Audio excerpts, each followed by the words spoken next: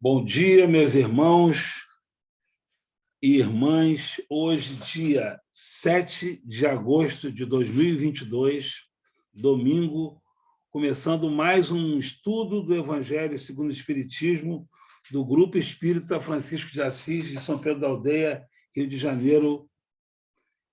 Mais uma vez, aquele nosso banquete espiritual, banquete de luz, com muita informação, muita alegria nos nossos corações, muitos ensinamentos, muitas lições, muitas intuições aqui, e que possamos, dentro da harmonia, do amor e da paz, né, fazer o melhor, dar o melhor de nós mesmos para o Evangelho, que Jesus permitiu que todos nós todos nós possamos sentir esse evangelho, esse amor, né? Essa paz. Hoje vamos começar a nossa leitura da nossa página, selecionada pelo próprio Antônio, e depois vamos fazer o estudo, né? A leitura do Evangelho com a Lucy. Então, já vou separar aqui para vocês aqui verem. Todos estão vendo? Sim. Antônio, pode começar, meu irmão. Bom dia. É uma página do livro Palavras de Vida Eterna, pelo Espírito Emmanuel, psicografada por Francisco Cândido Xavier, com o título Na Exaltação do Reino Divino. Abre aspas. Nisto é glorificado meu Pai, em que deis muito fruto, e assim tornar-vos-eis meus discípulos. Jesus. João, capítulo 15, versículo 8. Glorificarás o Senhor Supremo e serás discípulo do grande mestre. Contudo, não apenas porque te mostres entendido nas divinas Escrituras. Não somente porque saibas apregoar os méritos da sublime revelação, comovendo a quem te ouve. Não apenas por guardares de cor as tradições dos antepassados. Não somente por ter sustentares assíduo no culto externo. Não apenas pelo reconforto recebido de mensageiros da vida superior. Não somente por escreveres páginas brilhantes. Não apenas porque possuas dons espirituais. Não somente porque demonstres alevantadas aspirações. A palavra do Evangelho é insofismável. Glorifiquemos a Deus e convertemos-nos em discípulos do Cristo, produzindo frutos de paz e aperfeiçoamento, regeneração e progresso, luz e misericórdia. A semente infecunda, por mais nobre, é a esperança cadaverizada no seio da terra. Assim também, por mais ardente, a fé que não se exprime em obras de educação e de amor, redenção e bondade, é talento morto. Se te dizes seguidor de Jesus, segue-lhe os passos. Ajuda, ampara, consola, instrui, edifica e serve sempre. Façamos algo na extensão do bem de todos. Somente assim cresceremos para o céu na construção do reino de Deus. Obrigado.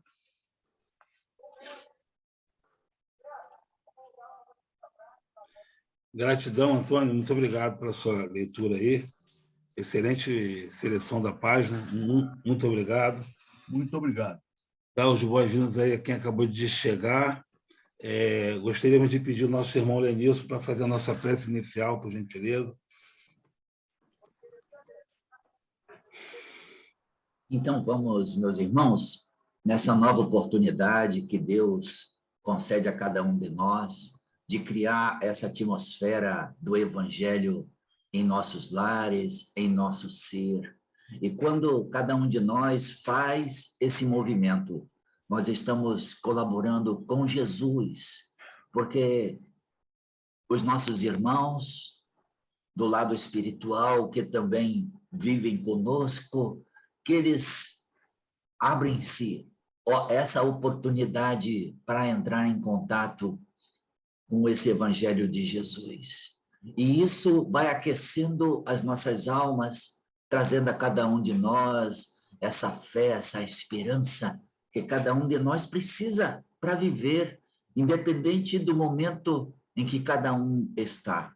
Então, que as tuas bênçãos, nosso amigo Jesus, possa ir avançando ao nosso coração, Senhor, aquecendo o nosso ser, acendendo a nossa centelha divina, porque isso precisamos, Senhor, para viver a vida em todas as suas nuances, nessas vivências, Senhor, que se multiplicam, que tocam a nossa sensibilidade, e que cada um de nós vá se sentindo capaz de estar encarnado nessas experiências que buscam, Senhor, desenvolver esse potencial, esses nossos talentos. Então, que a nossa alma possa estar acesa, viva, motivada, Senhor, porque a vida ela depende desse nosso querer, dessa nossa vontade. Então, que essas letras do Evangelho, cheio do teu magnetismo, possa trazer aos nossos corações esse sentimento de confiança, confiança em nós, confiança na vida, confiança em Deus. Se conosco, amigo querido, e que possamos, então, com tuas bênçãos, iniciar esse momento do Evangelho. Que assim seja. Que assim seja. Gratidão, irmão Lenilson. Muito obrigado pela sua prece. Deus abençoe. Bem, hoje vamos começar a terceira parte da introdução, Notícias Históricas, né? Onde a nossa irmã Lucy nos dará o prazer da leitura. Eu vou compartilhar aqui a tela para que todos possam acompanhar. Deixa eu ficar aqui.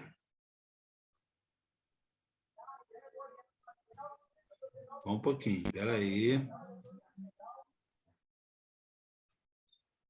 Vocês estão enxergando aqui? É que eu peguei do site, eu não estou no meu computador. Dá para enxergar aqui notícias históricas? Está sim, está dando.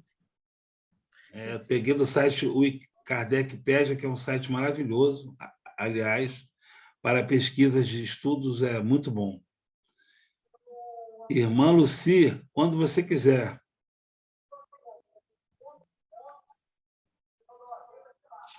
Vamos ler até publicamos.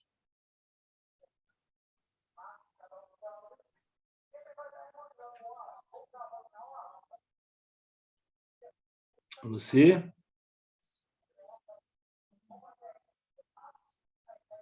Cadê ela? De novo, bom dia a todos. Oi. Caiu aí?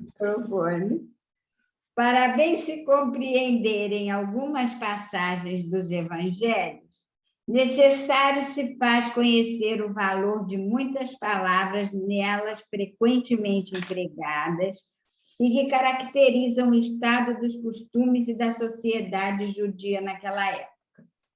Já não tendo para nós o mesmo sentido, essas palavras foram com frequência mal interpretadas causando isso uma espécie de incerteza. A inteligência da significação delas explica, ademais, o verdadeiro sentido de certas máximas que, à primeira vista, parecem singulares.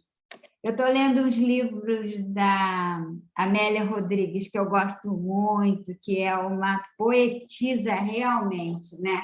E ela, logo no começo do livro dela, ela fala isso, que qualquer narrativa em torno da incomparável personalidade de Jesus ou da evocação dos seus feitos insuperáveis não pode prescindir de uma análise do que seja da terra onde ele viveu e do povo que o habitava. Somente assim se poderá compreender a posição por ele assumida ante as transitórias governanças políticas e religiosas então vigentes, característica desse povo sofredor, obstinado e temente a Deus, que vivia num verdadeiro oásis de monoteísmo, situado no imenso deserto de politeísmo, no qual se desenvolveram as civilizações da antiguidade. Jamais um povo e sua cultura experimentaram maior soma de perseguição e padecimento no curso da história, sobrevivendo a todas as penosas injunções fiéis às suas crenças e tradições. E quando a gente lê há 2000 anos ou 50 anos depois, a gente percebe o quanto esse politeísmo invadia as pessoas. Públio Lentulus, era muito difícil eles aceitarem exatamente o que ela fala bem. Era um mar de politeísmo e de um povo que tentava sobreviver monoteísta. Achei bem interessante isso, e realmente só se pode estudar o Evangelho se nós conseguirmos compreender isso, né? Porque Jesus nasceu num termo, foi o povo que era o lugar onde ele teria que estar, mas eram muitos problemas e exatamente esse povo foi firme, né? Que seja um exemplo para a gente nos momentos difíceis. Era isso. E Lucy, agora, então, Lucy, você falou aí da Amélia Rodrigues. Eu Uhum. estou falando com a Érica há um tempão aqui para a gente montar um grupo de estudo da Amélia Rodrigues. Eu acho que seria assim, um salto na nossa vida maravilhoso, porque a gente teve a oportunidade de ler a série evangélica dela, que são 10 livros. A gente comprou os 10 livros e já lemos algumas vezes. Então, a gente está se achando já assim, respirando aquele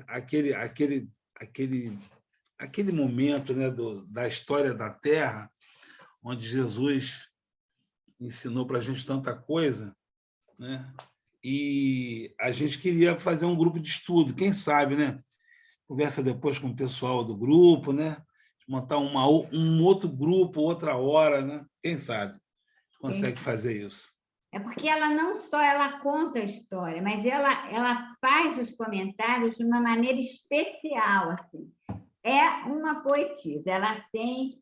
E aí, depois que a gente começou a ler, eu estou lendo Nos Caminhos de Jesus, agora eu vou lendo As Primícias do Reino. E aí a gente sente esse monoteísmo no mar de politeísmo, foi uma coisa que eu achei muito interessante. Foi uma guerra, realmente, e que aquele povo venceu, foi graças a eles que hoje, né? E não é o que a gente vive hoje? A gente se diz monoteísta, mas a gente tem apelos da alma ainda muito politeístas. A gente vive essa luta interna aí, né? Ainda luta. É porque reencarnações e reencarnações a gente viveu praticamente politeísta, né? Eu gosto muito de greco-romana, mitologia greco-romana e tudo aquilo que eles vão explicando, e você parece que o nosso íntimo dá uma balançada, né? É verdade isso, gente. Porque a gente viveu mais politeísta do que monoteísta, se for contar a nossa existência na Terra. E o politeísmo são deuses de conveniência, né? De acordo com a minha vontade, da minha conveniência, eu vou ali utilizando os deuses, que era o problema da Joana de Cusa com o marido. Exatamente. Lá em Humberto de Campos, ele fala o problema, a questão dela, né? Joana de Cusa com o marido passou por essa questão, que ele não ligava que ela participasse do evangelho lá, mas ele servia a César. Então, ali ele ficava numa situação ali, né, no fio da navalha ali. Ele queria, né, não dava. Não se pode servir a Deus e a Mamon. Então, ele não conseguiu, né? Mas ela prosseguiu e segundo informações aí, a nossa Joana de Ângeles, né? Segundo informações. E se a gente for um pouco mais adiante, parece que essa sensação de que os deuses eram, na verdade, a nossa semelhança, não é? Eles tinham ódio, eles eram vaidosos, parece que dá uma sintonia lá, né? No nosso interconsciente. É engraçado. É o contrário, né? É o contrário.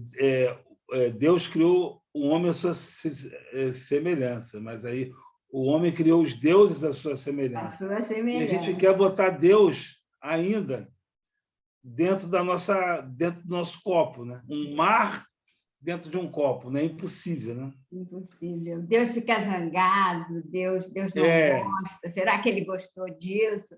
É muito interessante. E como isso fica, como a nossa memória assim, fica muito presente, né? Eu também acho. Muito legal isso. Bom, gente, vamos então para os nossos samaritanos lá. Após o cisma das 10 tribos, Samaria se constituiu na capital do reino. Peraí. Alô? Não é primeiro escribas? No meu primeiro estão samaritanos, então eu vou ler aqui. Tá. O meu não tem. Samaritano é na próxima semana. Eu estou errado, gente? Pelo meu evangelho aqui é samaritanos, nazarenos, publicanos e portageiros. Exatamente. É isso, não é, Júbes? É o evangelho, que é uma outra tradução, talvez, né? Então tá. Segue aí. Você vai falar então de samaritanos? Vamos falar nos samaritanos. Então vou achá-los. Nazarenos, olha, eles estão aí. Pode começar aí. Samaritanos, é isso mesmo. Você vai falando e eu vou procurando aqui, porque a minha tradução aqui, a minha ordem, tanto no Kardecpedia quanto no Evangelho da FEB, começa com escriba, depois essênios. Não, aqui está diferente. É que a ordem dos fatores não altera o produto, que nós vamos conseguir. Vamos lá, então. Nós estamos nos samaritanos, tá? Tá bom. Após o cisma das 10 tribos, Samaria, né, se constituiu a capital do reino dissidente de Israel. Destruída e reconstruída várias vezes, tornou-se sob os romanos a cabeça da Samaria, uma das 4 divisões da Palestina. Herodes, o chamado o Grande, a embelezou de suntuosos monumentos. E, para lisonjear Augusto, lhe deu o nome de Augusta, em grego, Sebaste. Os samaritanos estiveram quase constantemente em guerra com os reis de Judá.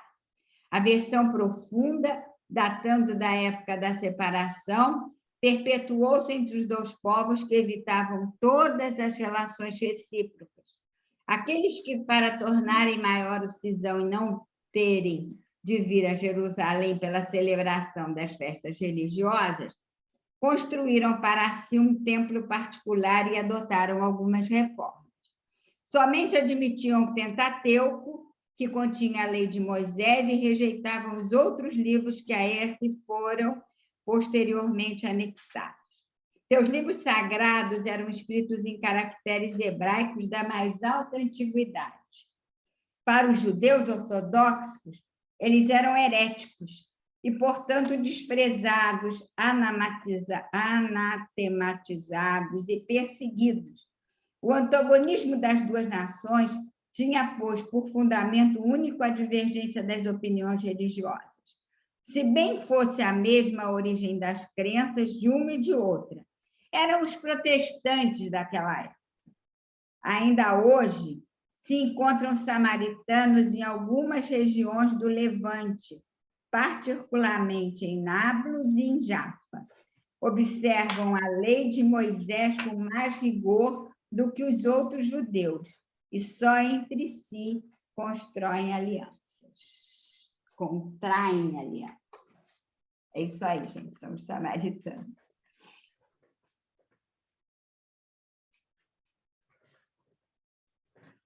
E foi dos samaritanos que Jesus, que por eles serem tão rejeitados, que a gente tem a parábola do bom samaritano, né?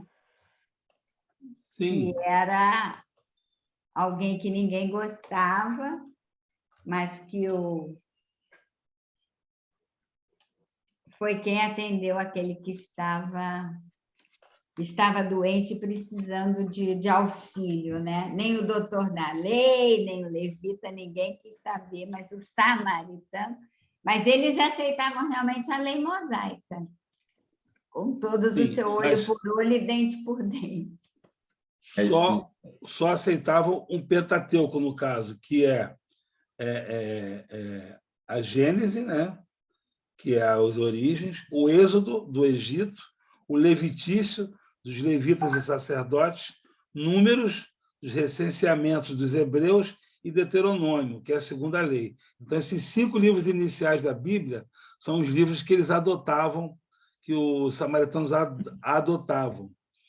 E na Samaria, Jesus com a samaritana é uma das maiores lições do Evangelho, porque ali ele revela que um dia o Pai será glorificado em todos os lugares da terra, nos corações dos homens. Depois Paulo vem falar que o reino de Deus, que nós somos altar íntimo, vós sois altar íntimo. Então, na época, lá, Jesus falando com a samaritana, eles tinham vamos dizer assim, eles queriam competir, né, de deixar o Deus dentro do templo deles, né? Então, eles se separaram, né?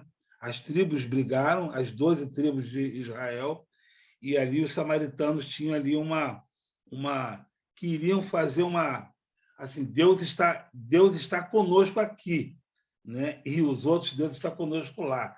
Então, Deus era um Deus ainda, e muitos de nós ainda trazemos essa herança até hoje, é o Deus particular, né? O Deus do meu quintal, o Deus que eu consigo ali dominar ainda, que eu consigo quase que guardar ele para mim, né? Da minha maneira, né? Que é uma tradução, que é uma coisa que vem ainda uma herança, né, da questão do politeísmo, né, que ainda você quer ainda botar Deus dentro do seu copo, né? Botar um oceano no copo, coisa que é impossível.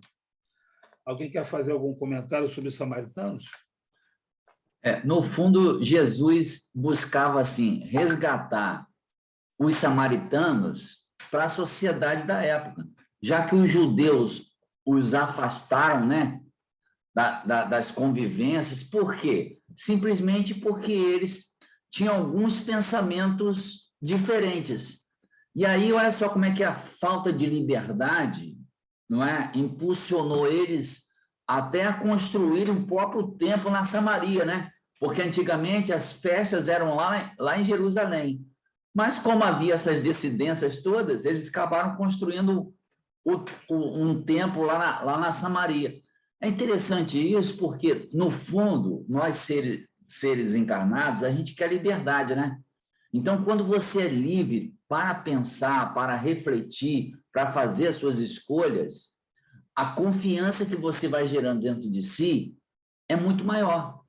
Então, os judeus querendo forçar a atitude dos samaritanos, os afastou, né? Então, eu acho que, sim, na nossa casa espírita, há vários pensamentos. O ideal é a gente poder, cada um cede um pouco, né? Nas suas convivências, naquilo que acredita que seja isso e aquilo, para a gente poder ter mais harmonia, né? E caminhar junto, porque o aprendizado, ele se faz junto, né? Faz no conjunto. Aí, quando Jesus coloca o samaritano como aquela alma boa, né? Que atravessou o caminho do doente e o socorreu, trouxe para a gente essa imagem, né? Hoje em dia, assim, você quando pensa no samaritano, pô, o samaritano é aquela pessoa de coração bom, né? Aí, ó, o bom samaritano chegando, não é isso? Até para tirar, né, uma barreira que foi criada entre os povos, né? Quer dizer, viviam na mesma sociedade, acreditavam no Deus único, mas viviam separados. Ninguém passava pela Samaria, tanto que Jesus, quando ele ia para Jerusalém, às vezes ele ia para onde? Não, vamos passar pela Samaria. É como se quisesse, né, agregar aquelas pessoas, né, ao convívio da sociedade da época. Muito bom, exatamente isso. E não é muito diferente de hoje, né, Lenilson? Dentro da própria casa espírita, a gente vê linhas de pensamento diferentes em qualquer casa espírita, porque nós somos diferentes, né? Somos diferentes, temos culturas, entendimentos, interpretações absolutamente diferentes, até de ficarmos preocupados, mas essa diferença que vai fazer com que a construção do Evangelho na Terra se fortaleça, né? Não adianta eu ficar com você só porque você concorda com as minhas ideias. Não é por aí. Isso. Você vê que entre os 12 apóstolos já tinha ali uma diferença brutal entre um e outro. Brutal, absolutamente diferente.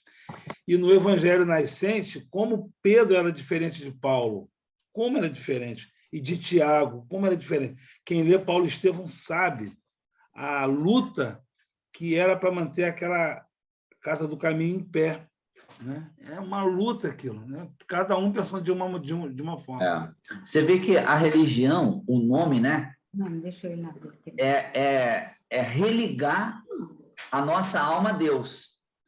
Aí, na minha visão, por que existem várias religiões? Porque cada um de nós tem algumas tendências. Então, quando se abre um campo assim para várias religiões, é bom, porque há vários caminhos que você encontra para chegar a Deus, né? Para você se religar a Deus. Aí eles colocam no texto, né? São os protestantes daquela época. Você vê que a origem do protestantismo, né? Ela é antiga. Porque, na verdade, a alma precisa disso, né? De ter liberdade de pensar naquilo que acredita e vai se desenvolvendo. Cada um com as suas correntes, mas o ponto culminante, que é o acreditar em Deus, né? Isso é que é mais importante, né? Independente do caminho que você vai escolher. Exatamente. Exatamente. Robert, Vamos seguir lá, doutora Luci. posso só falar alguma coisa aqui? Quiser dar uma saidinha. Desculpa, Alessandra. Desculpa, pode falar. Nós estamos falando de assuntos tão lindos, né? E como todo mundo falou aqui, essa questão histórica é muito importante para a gente entender aquele ambiente que Jesus esteve conosco, né? As dificuldades que ele não digo que ele passou, porque Jesus não passou por dificuldades, o espírito dele era muito sublime e elevado, mas as dificuldades daquela sociedade, né? Então, como nós estamos falando aqui, como surgiu essas adversidades, né? A gente sabe que, estudando, a sociedade hebraica, ela era, na época do rei Davi e Salomão, eram 12 estados, como você mesmo já disse aí, né, Jobert? 12 estados. Mas quando o rei Salomão veio a desencarnar, é que houve a cisão desses estados. Então, houve a desunião do povo hebreu. Então, 10 estados, eles tinham como capital, os 10 estados do norte, tinham como capital a Samaria. E os dois estados do sul tiveram como capital Jerusalém. Então, e Jerusalém era o ponto mais alto. Então, o povo entendia que para estar com Deus, tinha que se ir no mais alto. Estar com Deus e Deus os ver, mas ver com os olhos do coração. E Samaria, os samaritanos entenderam que não queriam essa ligação com Jerusalém. Então, eles mesmos criaram, como foi dito aqui, o templo deles, e como Jerusalém, todos os hebreus, os judeus tinham que ir a Jerusalém pelo menos 3 vezes em peregrinação, que eram as 3 festas, que era a festa da Páscoa, a festa de Pentecoste e a festa das tendas. E os samaritanos não iam nessas comemorações, eles criaram o próprio templo com as suas reformas e seguiam o seu próprio ritual. E aí a gente vê que é justamente isso, é importante a gente entender isso, porque eu mesma tinha dificuldade nesse entendimento. Por que essas divergências? E haviam divergências religiosas, sociais, preconceitos raciais, essas discórdias que a gente ainda vê hoje no cenário, principalmente do Oriente, essas diferenças que a gente não entende, eles são irmãos e não são, tantas de discórdias, a gente vê de onde foi originado isso tudo. E Jesus, nesse cenário, trazendo aquela mensagem do Pai de amor e perdão, ele queria o quê? Congregar, conciliar, aconchegar. Então, quando Jesus se aproxima aí há dados muito lindos. Quando Jesus se aproxima desse momento em que ele se dirige aos apóstolos e diz que precisava ir a Jerusalém, e os apóstolos entenderam que ele queria comemorar a festa da Páscoa. E Jesus não ia para comemorar, ele sabia que era a última viagem dele, porque lá ele seria crucificado. Então, aí João Evangelista, aí Jesus vira para os apóstolos e diz, eu preciso passar em Samaria. E aí os apóstolos também não entenderam. Então, aí Jesus explica que aí João Evangelista, ele se dirige a Jesus e preocupado com o desgaste do Cristo nessa viagem, diz para ele qual caminho ele iria seguir. E ele fala que precisa passar por Samaria. E escolhe, nesse trajeto, tinha 2 caminhos. Um caminho mais suave, que era arborizado, que era de mais conforto, com estalagens, e mais curto. E tinha o deserto, que era mais árido, mais quente, mais longo, com menos possibilidade de pouso, de tudo. E Jesus diz aos apóstolos, eu irei pelo caminho do deserto, mais longo. E João Evangelista, preocupado com o mestre, com a sua saúde, com o seu bem-estar, diz a Jesus, Senhor, eu posso ir à frente e preparar uma estalagem, tudo direitinho, para que o Senhor possa descansar. E Jesus aquece, deixa que ele vá. E aí ele vai e acha pelo caminho uma estalagem. Olha que interessante, gente. Acha a estalagem. E aí ele pergunta ao estalageiro se poderia abrigar Jesus e todos os apóstolos naquela caminhada. E aí o estalageiro pergunta, é judeu? Aí ele diz, sim. Ele falou assim, então não posso. E aí João Evangelista volta nervoso, chega junto do mestre nervoso, com raiva. Fala, Jesus, ele não quer nos receber, porque somos judeus. E aí a gente abre um parênteses também para entender. Porque é uma realidade que a gente não entende, né? Então a gente precisa entender para ver a dimensão até da parábola do bom samaritano. Aí Jesus diz a ele, mas antes de Jesus dizer, eu vou abrir um parênteses aqui. Era muito importante no Oriente, é muito importante como a gente recebe, como a gente trata quem está peregrinando, quem chega à nossa casa, cansado, com fome, com sede. Essa acolhida é um compromisso, é um dever. E tanto é que eles têm uma lenda que, se a pessoa não assim proceder, cai labaredas de fogo sobre as suas cabeças. É uma lenda. Quer dizer, é amaldiçoado, né? Então, aí João Evangelista, tendo por base isso, vira para Jesus e diz: Senhor, o senhor quer que eu mande cair labaredas de fogo e matar todos os samaritanos? Olha que judiação, né? Aí Jesus não se desequilibra nunca, e ele vira amorosamente para João Evangelista e fala assim: não, o Filho do Homem não veio para destruir, ele veio para agregar, para aconchegar, para unir, para salvar. E aí João ainda não entende, mas fica quieto na dele. E assim Jesus vai pelo caminho mais longo. E, logicamente, cansado, esgotado, todos assim, com sede, com fome, chegam a Jerusalém. E quando chegam lá, são recebidos pelo doutor da lei. E esse doutor da lei, vamos também abrir um parênteses aqui, são pessoas, né, que levavam 40, 30, 50 anos estudando Deus, como Deus era, o seu amor, para entender o seu amor e como aplicá-lo. Olha que antagonismo, né? E aí a gente reporta para nós agora. A gente faz uma análise em nós agora, né? Que nós estamos aqui num estudo do Pai, de Jesus, de tudo. Então, olha como que tudo vai se misturando, né? E aí, em vez dele receber Jesus, que era um judeu, né? Que era o seu próximo, e Jesus chega cansado junto de todos, e ele não quer saber se ele está com fome, se ele está cansado, se ele está com sede. Ele chega para ele, já com malícia, e começa a questioná-lo, a testá-lo, porque ele queria o quê? Um motivo para prendê-lo, um motivo para dar início àquele suplício todo. Nada que Jesus dissesse, ele concordaria. Ele apenas queria, vamos dizer, eu vou encurralá-lo, eu vou pôr ele, né, numa situação difícil, porque eu quero ver como ele sai dessa. E aí ele pergunta a Jesus, numa pergunta intelectual, o que devo fazer para entrar na vida eterna? E aí, Jesus é muito interessante, porque também tem um histórico nisso, que a gente precisa entender para entender isso de Jesus, a postura dele.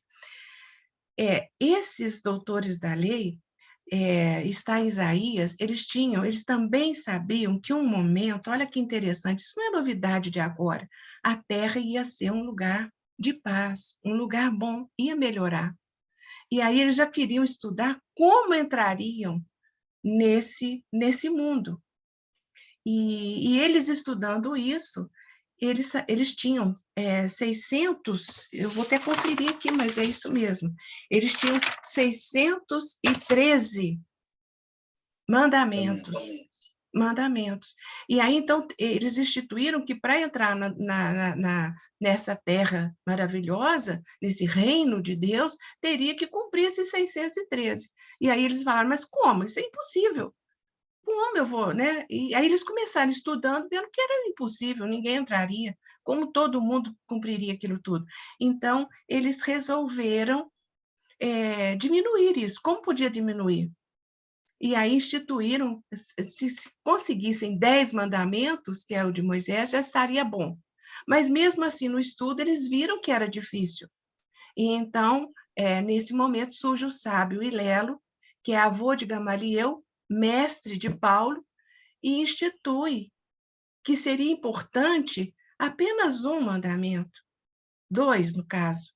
Amarás o Senhor teu Deus de todo o teu coração, de toda a tua alma, de todo o teu espírito, e ao teu próximo como a si mesmo. E aí, então, foi por isso que quando o doutor da lei pergunta a Jesus, né, como eu faço para entrar no reino de Deus? E aí Jesus pergunta, o que tu lês na lei? O que está escrito na lei? Porque o que está escrito não é sempre o que se lê, né? A interpretação. E aí ele diz isso, ele repete, amarás o Senhor teu Deus. E aí Jesus fala, faze isso e entrarás. Mas aí ele mesmo fica assim acuado, né? E ele, então, com quem diz, faz comigo, eu estou aqui, eu sou o seu próximo, me dê assistência.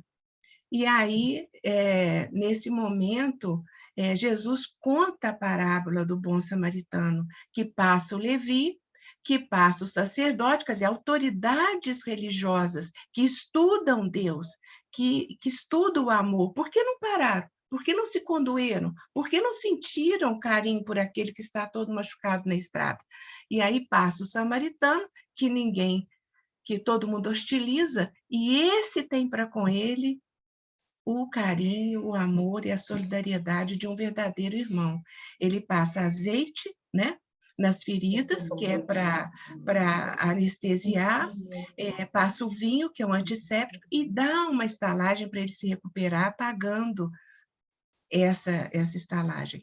Então, Jesus diz, quem, ao seu entender, foi o próximo deste homem? E ele não tem coragem de dizer samaritano. Olha o preconceito. Ele não teve coragem de pronunciar, foi o samaritano. Ele fala, aquele que teve misericórdia para com ele. Então, nossos irmãos, o que eu estou dizendo aqui, que me fez muito bem ao coração, é a vigilância nossa para entender quem é o nosso próximo. E ele não tem cor de pele, ele não tem seita, ele não tem religião, ele não pode ter preconceito. Ah, você é espírita, então eu socorro. Ah, você não é? Não existe isso. A gente tem que ver o próximo. É isso que Jesus quis. Então ele falou assim, naquele momento supremo em que ele seria crucificado, martirizado, ele queria congregar esses corações nessa experiência espiritual superior, vibracional, que a gente, vamos dizer, aumentasse a nossa vibração e entendimento do que somos, irmãos, né, de uma mesma caminhada.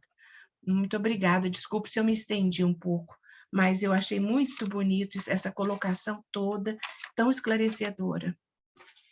Obrigada. Muito bom, Alessandra, para a gente entender o contexto da época. É uma pena que a gente tem pouco tempo e a gente está já apertado com o nosso horário. Seria muito bom que a gente falasse de cada membro de sociedade, escriba, essênio, e discorresse um estudo para cada um. Mas a gente tem que falar 9 e já estamos apertados em horário.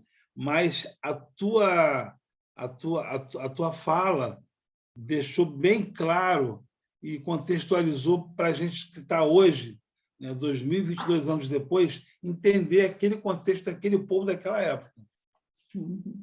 Lenilson quer falar alguma coisa, tá assim? Não, eu estou assim, muito satisfeito, viu, Alessandra? É como se a gente estivesse lá, né, envolvido com aquilo daquela época, né? Então, assim, o sentimento que a gente tem perante a parábola do samaritano, olha como é que enriquece, né? Achei bem bacana isso. Obrigada. Eu só estendi um pouquinho, porque a história é linda, né? Luci, o próximo... Nazarenos. Nazareno. Espera aí que eu vou compartilhar aqui a tela e vou achar aqui, porque realmente a minha ordem está totalmente diferente. Vamos lá? Nazarenos. Nome dado na antiga lei aos judeus que faziam voto perpétuo ou temporário de guardar perfeita pureza. Eles se comprometiam a observar a castidade, a abster-se de bebidas alcoólicas e a conservar a cabeleira. Sansão, Samuel e João Batista eram nazarenos. Mais tarde, os judeus deram esse nome aos primeiros cristãos por alusão a Jesus de Nazaré.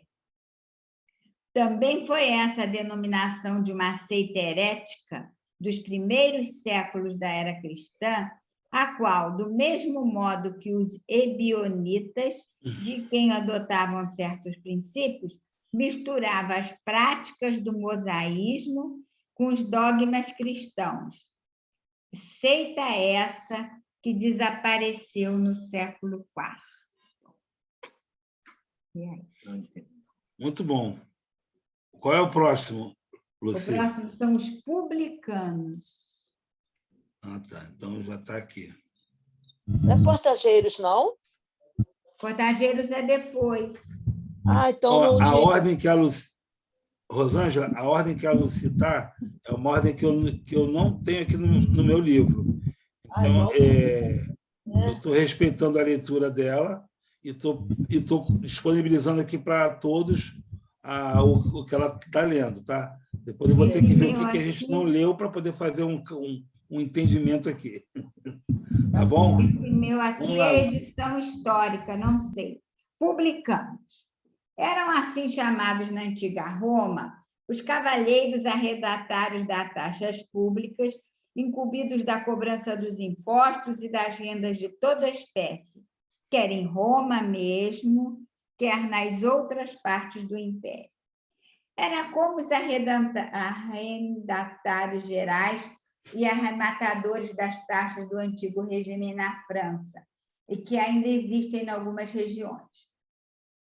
Os ricos a que estavam sujeitos fazia que os olhos se fechassem para as riquezas que muitas vezes adquiriam e que, da parte de alguns, eram frutos de exações e de lucros escandalosos.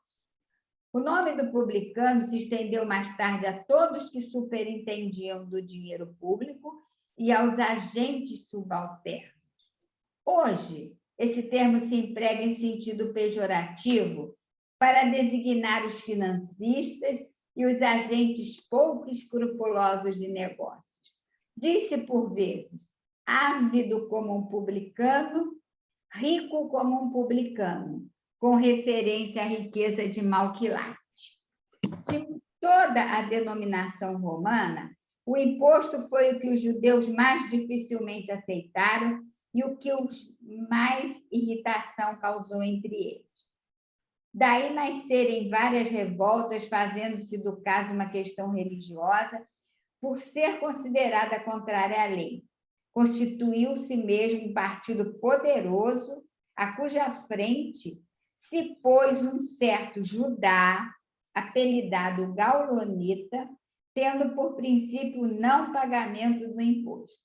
Os judeus, pois, abominavam o imposto e, como consequência, todos eram encarregados de arrecadá-la, donde a aversão que votavam aos publicanos de todas as categorias, entre os quais podiam encontrar-se pessoas muito estimáveis, mas que, em virtude das suas funções, eram desprezadas, assim como os que com elas mantinham relações, os quais se viam atingidos pela mesma reprovação. Os judeus de destaque consideravam um comprometimento ter com eles intimidade. Não mudou muito, né? Quer falar alguma coisa, Luci? Não, eu só queria lembrar que o imposto sempre foi uma pedra no sapato de cada civilização. Sempre foi aquela coisa horrorosa, Tiradentes, toda essa turma, a briga sempre foi pela derrama, sempre foi por isso. Engraçado que o tempo passou e essa foi uma das coisas que ficou muito forte ainda, né? Essa revolta que os povos têm contra os impostos e o quanto eles se sentem assim oprimidos. E também essa fama dos publicanos, porque a gente sabe e cada vez se descobre corrupção e se descobre isso, o que faz com que a gente percebe que aí o nosso passo está bastante lento, né? Mas a coisa não mudou muito, né? Engraçado você falar isso, porque desde então os impostos eram muito altos, né?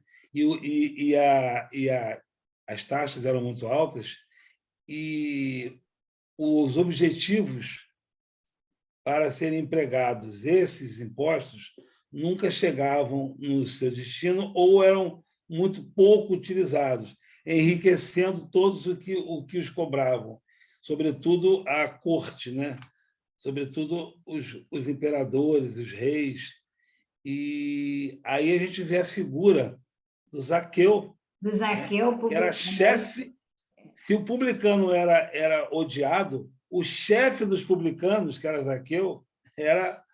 E aí Jesus ter ido na casa dele foi um escândalo sem precedentes. Foi um escândalo sem precedentes. E mesmo esse que se coloca como ele se permite, né, o arrependimento, e ele se converte. Então, quando Jesus entra na casa de Zaqueu, fala assim, a salvação entrou na sua casa, a graça entrou na sua casa. É como se entrar na casa do coração, né? Deixar ficar, se permitir que Jesus entre em nossa casa íntima, né? E faça as modificações necessárias para que nós estejamos prontos para o reino de Deus. Essa entrada de Jesus na casa de Zaqueu, que é chefe dos publicanos, é de maior importância, porque mesmo esses que eram odiados, e o chefe dos odiados, Jesus entra na casa dele, né, e faz a modificação necessária. Ele se permite fazer a modificação e se compromete em pagar 4 vezes mais a todos aqueles que ele prejudicou, né? Ou enfim, ou tem dívida. Muito interessante. E o próprio Mateus era um cobrador de impostos. Uma outra coisa importante, Jesus convidou para o seu colégio apostólico um cobrador de impostos, né? E muito importante que, como ele era letrado, né, ele estava ali com aquele diário ali fazendo as anotações primeiras, né, das passagens do Cristo e das falas do Cristo, né? Isso é muito importante. Tem uma história assim bastante interessante do Zaqueu que a gente aprende lá na evangelização, sabe? Que Zaqueu, ele era um cara muito baixinho. Aí, quando ele soube que Jesus ia passar naquela região, ele foi lá, né? Para ver Jesus passar. Só que, como ele era muito baixo, ele teve que subir numa árvore, porque a multidão que estava na frente impedia dele ver Jesus. Aí, quando Jesus estava passando, interessante, Jesus olhou para cima. Vem, Zaqueu, desce, eu quero ir na sua casa. Quer dizer, mas olha só, ele cobrador de imposto, mas a alma, assim, muito amadurecida, porque quando ele ouve falar em Jesus, desperta nele, né, um conhecimento que visualmente a gente não vê, mas que a alma traz, né? Não acontece conosco? Às vezes a gente não estudou determinada coisa, mas a alma está tão, né, impregnada daquilo na nossa essência, no nosso inconsciente, que desperta rápido, né, para alguma emoção, para algum sentimento. E assim, é muito bacana a mudança, né, de foco de Zaqueu. Transformou a vida dele também, né, como se fosse um estalar de dedos. É muito bacana a história dele. É uma conversão pouco falada por nós, pouco lembrada, e você falou bem aí que ele subiu numa árvore, né? Segundo o Evangelho, é um sicômoro. E aí, como nós devemos nos elevar, subir para ver Jesus. Isso é uma coisa bem assim, alegórico também. Ele era baixinho e subiu para ver Jesus. A nossa estatura espiritual é baixa, em comparação ao que a gente já deveria estar, mas a gente deve subir, né? Porque a gente cobra imposto, sabe, Lenilson? A gente cobra dos outros. A gente é aquele cobrador. A gente não gosta de pagar, não, sabe? Mas se você estiver me devendo algum favor, alguma coisa, ou eu achar que você me deve alguma coisa, eu vou em cima de você com tudo. E aí, é bom te perdoar 4 vezes mais. 4 vezes mais. Então, se eu te devo 10 denários, eu tenho que te pagar 40 denários para você nem pensar, para você se sentir tão assim, restituído, que você não vai nem falar assim, não vou nem mais brigar. Essa é a ideia do 4 vezes mais, além da acréscimo de misericórdia, né? É isso. Gente, isso também estimula a ideia que o Cristo queria implantar nos nossos corações. Cada vez mais ele reafirma, nós somos irmãos. Ele agregou aos apóstolos um publicano, outros, com cada um com as suas atividades, né? Ele respeitava todos, Zaqueu. Então, vê valores nas almas, né? Esse é o propósito de Jesus, congregar. Muito bonito. O que tem tudo a ver com a página que vocês separaram aí, que a página é isso, sem amor, né? Não adianta você ter um monte de Cultura, né? características de Cultura, entendimento. conhecimento. Eu sei, igual aqui agora, desculpem, mas é uma responsabilidade muito grande que todos nós aqui estamos assumindo, tanto no presencial, quanto aqui, quanto na vida, todas as seitas, as religiões. A gente se propõe a estudar Deus e a Jesus, mas não precisa muita cultura, precisamos ter o coração aberto, né? Somos irmãos de uma mesma caminhada. Quando saímos daqui, olhar a todos com um olhar mais brando, mais carinhoso, a dor que dói em nós, dói no outro. É o que Jesus nos propõe, que nós saibamos dessa verdade, né? Muito obrigada. Por isso que é uma referência nossa, o Chico, que tinha somente o primário, né? E olha aí, o gigante, né? Eu não sei se vocês falaram dos nazarenos, porque eu tive que dar uma fugidinha rápida aqui. Não comentamos, só lemos. Mas os nazarenos são interessantes, né? Quer dizer, eles não acreditavam em Jesus. Por quê? Aí, por isso que vem aquela frase, né? Quando a gente não acredita naqueles que são próximos a nós, né?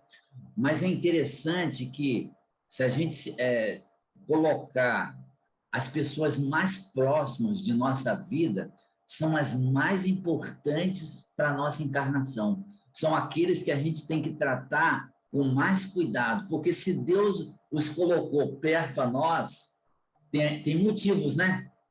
Aqueles que já nos amam e aqueles que têm aqueles antagonismos que a gente precisa resolver.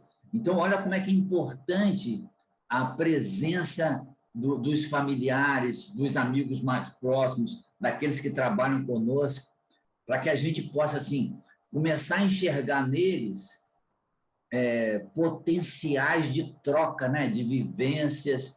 E na época de Jesus, eles não acreditavam, né? Porque santo de casa não faz milagre, né, gente? Exatamente. Exatamente. Agora, Luci, é qual? Passageiros. Vamos lá. Eram os arrecadadores de baixa categoria, incumbidos principalmente da cobrança dos direitos de entrada na cidade. Suas funções correspondiam mais ou menos a dos empregados de alfândega e recebedores dos direitos de barreira. Compartilhavam da repulsa que pesava sobre os publicanos em geral. Essa a razão porque no Evangelho se depara frequentemente com a palavra publicano ao lado da expressão gente de má vida. Tal qualificação não implicava de debochados ou vagabundos. Era um termo de desprezo, sinônimo de gente de má companhia, gente indigna de conviver com pessoas distintas. Meu Deus! Pensar que se cobrava, né, para entrar na cidade e tal, mas eles eram também muito pouco considerados, né? É o pessoal da alfândega. O pessoal da alfândega. Enfim, cobrou alguma coisa, é mal visto, né, Luci? É mal visto. Qualquer cobrador é mal visto. É gente de má companhia. É gente de má companhia. Que coisa. Qual é o próximo aí, Luci? Acabou, meu filho. Acabou? Opa, tá bom. Eu confesso a vocês que a minha versão do Evangelho está totalmente diferente da ordem que está aí. Aí depois eu me acerto com o Alessandro e Helenilson aí. O meu é edição histórica, foram 200 mil exemplares. Isso aí. Então, eu não sei por que ele é um pouquinho diferente. Vamos lá, não tem problema. O que importa é o conteúdo. Com certeza. Alguém quer comentar alguma coisa mais sobre esses tipos de pessoas da sociedade da época? Uma outra coisa importante, né, que Kardec quis, antes de falar sobre, contextualizar, né, como a Alessandra bem pontuou aí, e o Lenilson também, e a Lucy também, colocando cada elemento aí na sua... explicando cada elemento da sociedade da época, para a gente poder, quando falar publicano, quando falar portageiro, quando falar samaritano, a gente entender um pouco de cada um. Existe uma palestra muito interessante do Haroldo Dutra Dias, falando sobre cada um deles, sobretudo do samaritano, que você vai entender mais profundamente por que quando Jesus fala com a samaritana, como que aquilo é importante, como que aquilo é assim, um divisor de águas para quem quer entender evangelho. O diálogo com Jesus com a samaritana é algo assim muito importante, porque ele fala dessa igualdade, né? Que não existe um povo melhor que o outro, não existe, né? Pelo contrário, o povo eleito, né? É o povo que tem mais responsabilidade. E, a todo tempo, o povo eleito via em Jesus, queria um Jesus, um Cristo, um Messias, que fosse revolucionário, que acabasse com Roma, que destruísse Roma, que chegasse com um exército e fizesse aquela destruição de Roma. Porque, na verdade, o povo eleito queria uma vingança, porque eles estavam sendo oprimidos desde lá do Egito. Então, aquilo para eles era e é de fato, né, uma humilhação. Eles tinham o conhecimento, a responsabilidade da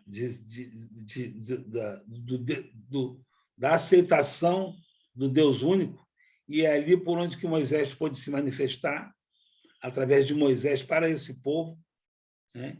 E ficou 40 anos no deserto após fugir do Egito. Então, o povo ficou sem terra, ficou sem... Mas a lição que a gente entende hoje é porque o reino de Deus, né, a terra prometida, o paraíso, é nosso coração, é onde Deus deve ser louvado, é onde Deus deve ser homenageado, onde o amor deve ser, a expressão de amor é dentro de nós. Não existe um lugar, eu vou para tal lugar, porque se hoje eu falo assim, eu vou morar no Canadá, porque lá tem uma qualidade de vida melhor do que no Brasil. Se eu estabelecer isso, eu vou morar em outro lugar. E é justo, tá? Ninguém aqui está falando mal de quem vai para outro país, não. Não existe isso aqui. Eu só estou colocando que a pessoa coloca. Mas ela vai levar para outro país, que ela for, Portugal, Canadá, Estados Unidos, Inglaterra, para onde ela for, ela vai levar as mesmas questões eternas que ela vem trazendo, milenares, as questões milenares. Então, não adianta você sair daqui para ir morar em outro lugar, porque lá está melhor. Não, você vai levar as mesmas questões suas.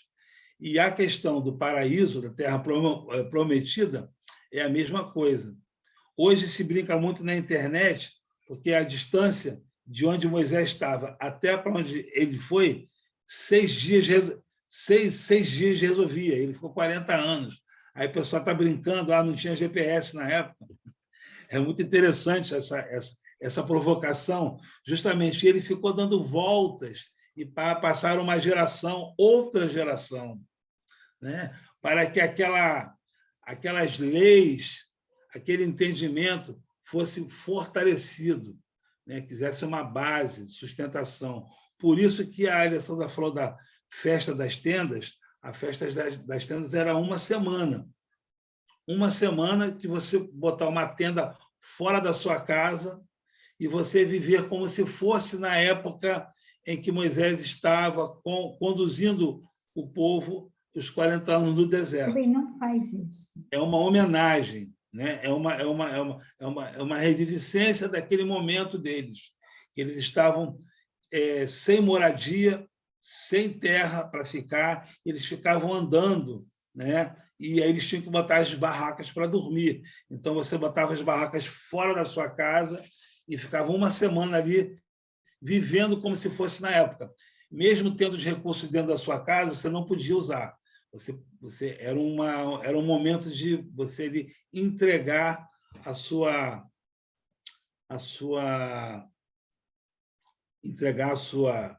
vida, né? Lembrando dos seus pais, dos seus avós, né? Que viveram aquela situação. Essa era a festa das tendas. E o povo judeu ele tem essa força, essa importância, e ele recebeu as leis por Moisés. Mas, porém, né, infelizmente, com toda essa possibilidade de crescimento, faltou neles ali o entendimento do amor, o que falta em nós também, né? Porque eles se sentiam oprimidos pelo Egito, antes como escravos, e depois se sentiram oprimidos por Roma. E aí eles queriam um Cristo que dominasse. Chegou um carpinteiro vindo de Nazaré e, falando de amor e de igualdade, eles não entenderam isso. É por isso que Judas toma atitude.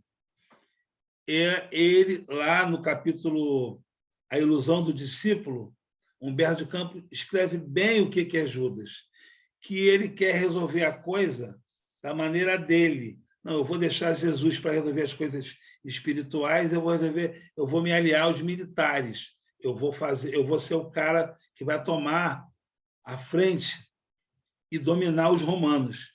Ele achou que Jesus era muito bonzinho e ele não tinha condições de fazer isso, quando a força do Cristo é o amor.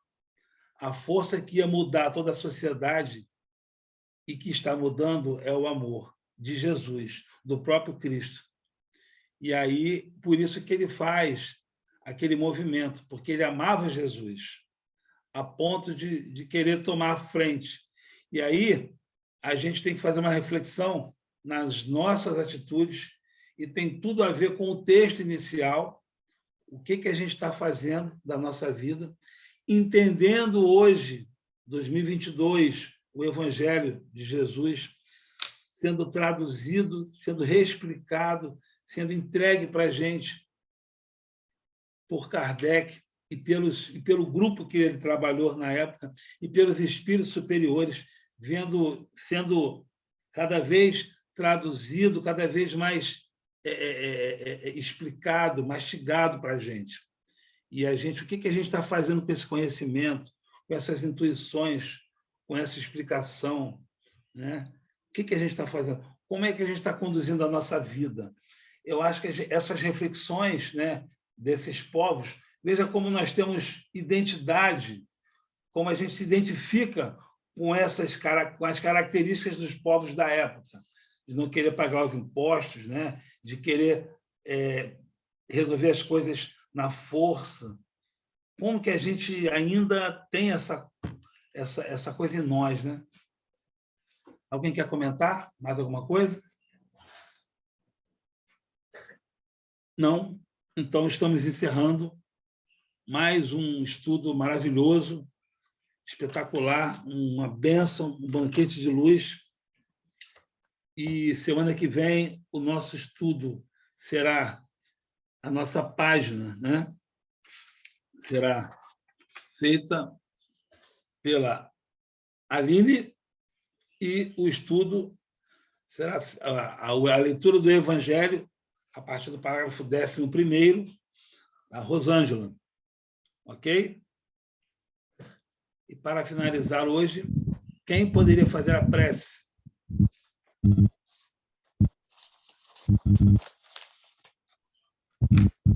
Ninguém pode fazer a prece? Ana Lúcia, Silvia, Aline, Marilene, Márcia, Isabela. Estou falando nomes aqui, tá? Desculpa aí. Espero não estou... São sugestões. Então, farei eu a prece. Alessandra, você pode fazer a prece? Posso. Ô, Gilbert, só para a gente saber, vai dos fariseus até onde? Você disse? É o A leitura? 11º parágrafo. Até qual? Para a gente saber. Vou pegar aqui. No nosso, está diferente. Eu falo para a gente, formulação diferente. Eu acho que dá para ir até o final, né? O final é terapeutas.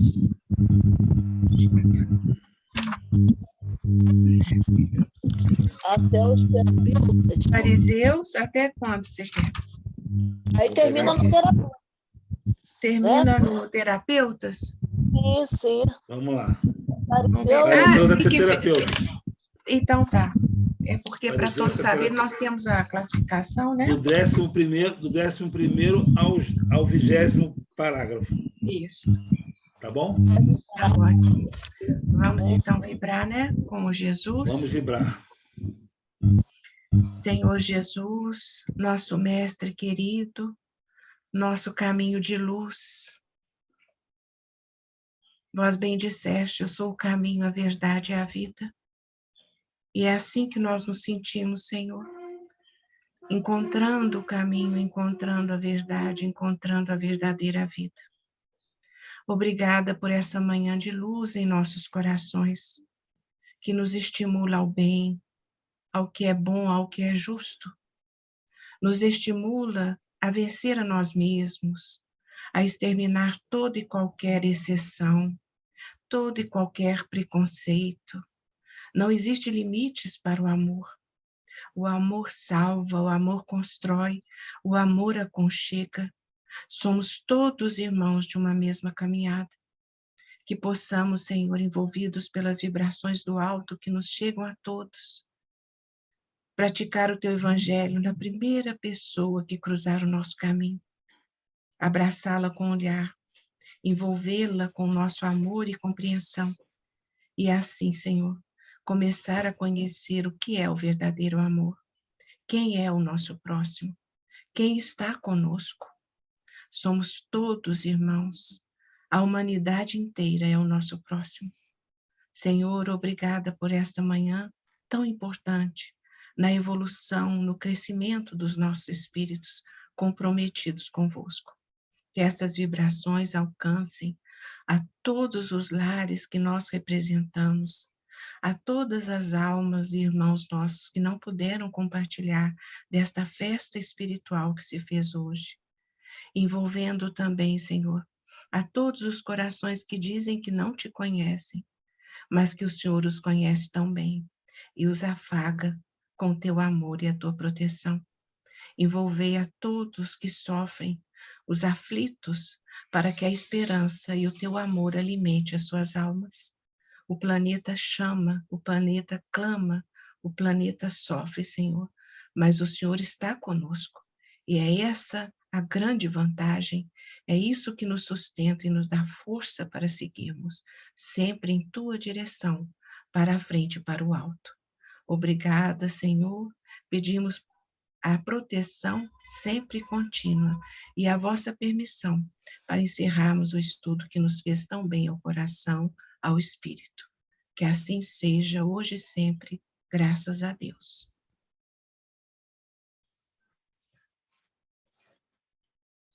Gratidão, Alessandra. Eu que agradeço.